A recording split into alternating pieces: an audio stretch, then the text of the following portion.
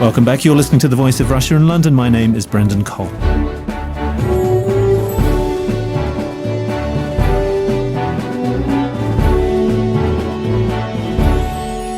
Britain's government has given the go-ahead for the UK's first ever nuclear power station in a generation. With the backing of France's EDF Energy and a consortium of Chinese investors, among others, they will build the Hinkley C plant in Somerset. It comes at a time when other countries are scaling back nuclear power stations, such as Germany in particular, especially after the accident at Fukushima in Japan renewed fears over the safety of nuclear energy. But at the heart of the debate is energy security, and how should a country go about securing this? Have the concerns over nuclear safety been put to rest, and how does nuclear fit into a broader energy mix? So I'm joined in the studio by Professor Nicholas Pidgeon, who's Director of the Understanding Risk Research Group at Cardiff University. Also here in the studio is Keith Parker, who's Chief Executive of the Nuclear Industry Association, and Fiona Harvey, who is Environment Correspondent for The Guardian newspaper. Well, first of all, Keith Parker, is it a good idea? It is a good idea. There is a pressing need in the UK to replace our existing generating assets. Ageing coal and nuclear stations will be coming to the end of their operating lives. And so there's a need to replace them and to maintain the security of our energy supply, and also to reduce dependence on imported energy sources, particularly imported gas. In addition, there's a need and the government objective to reduce the emissions of greenhouse gases, carbon dioxide in particular, from the electricity sector. And so the need is to replace those fossil fuel stations with those which don't produce the same sort of emissions, which means moving towards renewables, nuclear power and carbon capture and storage. So it ticks all the green boxes, Nick Pidgeon. We've been studying at Cardiff, alongside the UK Energy Research Centre programme, views on nuclear energy, and as part of that we've looked at the way in which people view the key drivers of the energy mix in the future.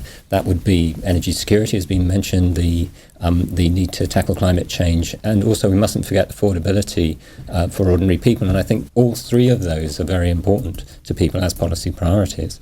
That doesn't necessarily mean that the mix has to be purely nuclear. I think our research has shown, in fact, that the desire is for, if anything, a replacement of the current fleet, but that people would rather have a more renewable future further along the line. So people think about it in terms of short-term and long-term targets here.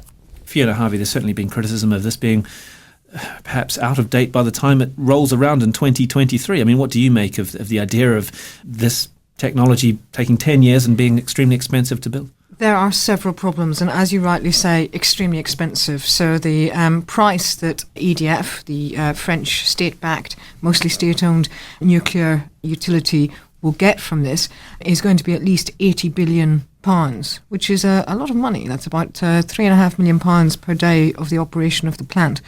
And that's the minimum. The other issue is that, as you say, it won't come on stream till 2023. Now, our other nuclear power plants are coming offline before that. We've got coal-fired power plants that are coming offline before that. We've got gas plants that have been mothballed. So we're looking at energy security issues within the next few years. So we're looking at some people have said potential blackouts in 2015. So looking at a plant that will come on stream at the earliest in 2023 is not going to help us through that energy gap. Do you sense a feeling of urgency with this particular case? Because presumably a lot of the people in power at the moment won't be there to cut the ribbon in 2023. I think you'd need to ask David Cameron and Nick Clegg about whether they'll still be here in 2023. Yeah, this is several changes of government potentially away. And the issue is that simply it takes a long time to do a nuclear power plant. We've seen in other countries that not only does it take usually longer than the initial projection, but also it comes in more expensive than the initial projection. So we can expect, if other countries are anything to go by, budget overruns, cost overruns, and we can expect that it may well be, years after 2023 that we actually see this producing power. Keith Parker, I suppose a lot of the criticism is that this is lousy value for money, and especially given that the government is guaranteeing payment to the operators linked to consumer price index, and we could be looking at astronomical costs in the future, couldn't we? I think you need to regard this as an investment for the future. I mean, it's true that nuclear, alongside other low-carbon generating technologies like renewables have high upfront capital costs. But once they're operating, and a nuclear power station will operate for something like 60 years, providing around 7% of the UK's electricity needs, it will be a significant investment, but one which offers long-term, stable and predictable prices and costs throughout its operating life. It's interesting you talk about the political backing for this. There is, in fact, cross-party political support for investment in nuclear, and that has been one of the reasons why this project has attracted investors, because they need the confidence that there will be political support going forward. Nick Pigeon, when Ed Davey, the Energy Secretary, says that the strike price, which guarantees something like nearly twice the market price, was really good value for the taxpayer, I mean, what do you make of that? Do you agree with that? I'm not sure I would necessarily agree with it. It'll depend entirely upon how the economics of this plays out in the future, because we are talking about something that will come on stream in 10 years' time. So if you can predict the economics of energy that far ahead, I think you'd be a bit of a wizard.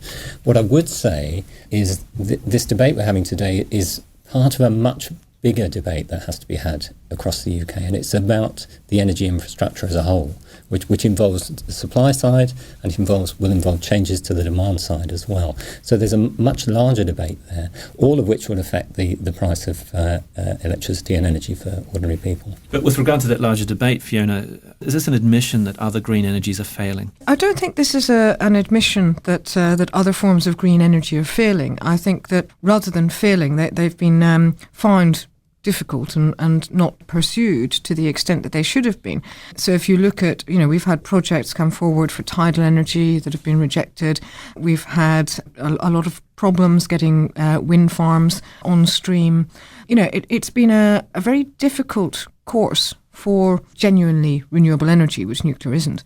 Some of those obstacles that have been put in the way of green energy have been unnecessary. Some of them are down to, people's, personal opinions about whether they like wind farms and so on or not. To people who don't like wind farms, you could ask, well, would you rather have a nuclear power plant in your backyard? I think that's a valid question. I mean, you were there last week, and I saw the piece in The Guardian that you asked people that were there. I mean, what were they saying to you? Were they saying that it was an eyesore there at Hinkley? I mean, what was their view? It was were they really negative interesting. about it? So I went and visited the site at Hinkley Point, and I went and talked to a lot of local people, and it's a popular tourist area as well, so there were a lot of tourists there too. And opinion was deeply divided. There were a lot of people who had a lot of concerns, who didn't want it, and who didn't want it for various reasons, partly very local reasons to do with, increased traffic and noise and, construction, that kind of thing. But a lot of people who also were worried about the potential dangers. We talked about Fukushima earlier. People were more worried because of that. But there were a lot of people who were saying, well, it will bring jobs to the area. Now, this jobs question is a really contentious issue because the head of procurement for EDF told The Guardian explicitly that basically British firms weren't going to get very many of these jobs. And the jobs that they're going to get are the low-value jobs. He called them muck-shifting jobs, which, as you can imagine, isn't really of terribly high value.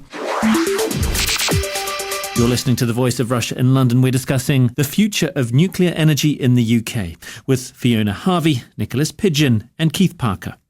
Was that a blunder that he made? I mean, I saw those comments, and in fact, it's basically part of the argument made by David Cameron and the coalition government that was the job creation aspect, 20 to 25,000 jobs. This is an area where there is high unemployment, so even relatively low-value jobs are welcomed by many people. And also, these jobs do have a knock-on effect. People who are there to do construction will also benefit the local economy because they've got to, buy stuff and, they've got to live somewhere, all of that kind of thing. So there is a bit more benefit. But the EDF has actually said explicitly that only up to 57% of the jobs in total could possibly go to British workers. Actually, the reality could be an awful lot less. So you really have to question the value of the job creation here. Keith Parker, I mean, Britain did lead the world in nuclear power at one point, opened Calder Hall in 1956. Now we're going to see something that's going to be built with Chinese investment, French expertise, among expertise from other countries. is it wise for Britain to get competitors to sort out its nuclear power? Well, you're right. Britain was at the forefront of nuclear technology about 40, 50 years ago. And we still have a well-established and very capable nuclear supply chain. I mean, it's undeniable that in the last 15, 20 years or so, we have lost some of the skills in new nuclear build, although we have continued operating nuclear power stations, doing a lot of work on decommissioning older power stations. So the skills base is there, but it needs to be revived. And one of the benefits of this particular project and subsequent nuclear projects will be that it will give the incentive to companies in the supply chain to improve their skills base, their capability, and to be able to compete for the work that this project and others will create. And a lot of the work that we're doing within my organisation is to help to stimulate that improving capability and reviving the capability and skills in the supply chain, and that is working. The investments are being made. The skills. So you are confident that this won't be Britons will be involved in hod carrying, but this will be an impetus to improve the skills base, and that by the time it comes online, there will be British expertise involved in this particular project. Part of the issue here is that it is 10 years before this plant is due to be operating, so there is time for British companies to make their mark, to prove themselves to the investors and developers here, and there is a lot of that going on, and there is a willingness on the part of EDF and its investors, as well as the other companies which are prepared to invest in nuclear, to use British companies and British expertise. Nick Pidgeon, I mean, what do you make of? Is there a concern that this potentially could distort energy policy, and newer, cleaner technologies which are dropping in price will be displaced by a big project like this that's going to cost £16 billion and take 10 years to put online? Well, I think whenever you commit to a technology that requires a large amount of investment, particularly if one builds maybe more than this one station, 3 or 4 stations over a longer period of time, then you get what analysts have called technological lock-in, that you do become dependent on single technologies, and that can remove flexibility from the system. So a good example is in Japan. As a result of the Fukushima accident, electricity has become much more expensive because they've switched off some of the nuclear stations for safety reasons and have had to now import lots of expensive gas. So one of the dangers potentially of going on a high nuclear path would be that if there were any incident that led to loss of electricity from those plants in that way, then we would be open to very high prices from external imports of fuel. And on the Fukushima question, Fiona, I mean, over the last few days I've spoken to people who have insisted that the radiation has been negligible, although that's not the view of people taking exports from Japan, for instance, South Korea, which views the radiation there as significant. But I'm wondering, from your perspective, do you think that what happened in Fukushima has somehow skewed the argument about safety of nuclear energy, or has it raised concerns that we should be taking seriously? And certainly Germany has cut back its nuclear program because of what happened at Fukushima. You need to look at 2 aspects of what happened at Fukushima. One is that it was a very bad incident, and it did have very serious consequences. But, fortunately, in that incident, it wasn't as bad as it could have been. A lot of the sort of safety mechanisms did prove to be working. So it's a sort of a double-edged sword looking at it like that. But yes, I think people have genuine concerns. And, when I talked to the people living at Hinkley Point, they did bring this up. The word Fukushima came up repeatedly. So people do have genuine concerns about this, and we do have to look at that, and we have to be very careful. And so I think you've got to look very, very closely at the regulation of any nuclear power plant. And we haven't built a nuclear power plant in this country for so long that I think you need to ask whether the regulations that we've currently got in place are fit for purpose, or whether perhaps we need to overhaul them, because it was 1995 when we last built a nuclear power plant. So maybe we need to revisit the regulations. And make sure that there are assurances made to the people. I'm wondering, from certainly what I've seen in the last week, there haven't really been those assurances over the safety of nuclear waste, for instance. I mean, that's